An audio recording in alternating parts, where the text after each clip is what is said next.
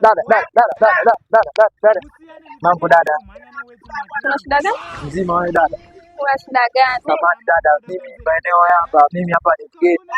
Samahani, nilikuwa nauliza sehemu ambayo. Shida nini? Yani mbona unaongea sana? Mimi hapa dada nilikuwa na shida yaani si unajua ni ukimchukio mwenyewe. Shida gani sasa? Nisikilize basi dada. Na shida yaani hiyo shida muhimu sana kwa upande wangu mimi. Kwa upande wangu mimi naweza kawa muhimu, lakini kwa wewe unaweza ukanisaidia dada. Mimi dada nilikuwa na shida moja. Nilikuwa ninauliza maeneo haya hapa ni sehemu gani wakina dada ambapo wanajiuza. Yaani sehemu ile ya dangulo la dada la kujiuza nilikuwa sielewi. Kwa hiyo nikasema ngoja nikusomishe dada uniulize.